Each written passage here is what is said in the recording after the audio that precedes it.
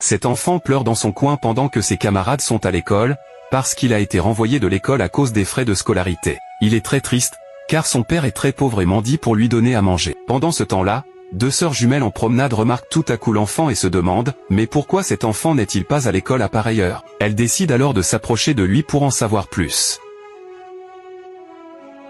Lorsqu'elles s'approchent, elles demandent à l'enfant ce qu'il faisait là à pareille heure et où étaient ses parents. Ce dernier leur explique son histoire avec un ton touchant et désespéré.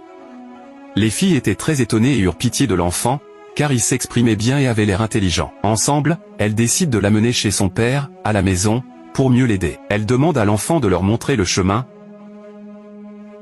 et main dans la main, ils s'en vont voir son père. De son côté, le père de l'enfant, un jeune mendiant, dormait tranquillement sur une terrasse très sale avec des tenues déchirées. L'enfant courut vers son père pour le réveiller et lui annoncer qu'il y avait des jumelles qui voulaient le rencontrer. Grande fut sa surprise de voir son enfant à la maison et loin de l'école.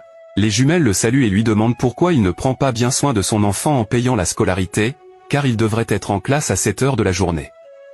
Le mendiant répondit qu'il n'avait pas les moyens et que manger, même, était très difficile pour lui et son enfant, car il n'a pas d'argent, mais qu'il fera tout pour son enfant. Les sœurs, touchées par ces paroles, décident de lui venir en aide. L'une d'entre elles sortit un billet de 10 000 francs de son sac et le donna au mendiant, tandis que l'autre lui dit de bien s'occuper de l'enfant avec. Le mendiant, heureux, prit l'argent et se mit à genoux pour les remercier, mais les sœurs l'en empêchèrent en disant que ce n'était pas nécessaire, qu'elle l'avait fait pour son bien et pour celui de son garçon très intelligent.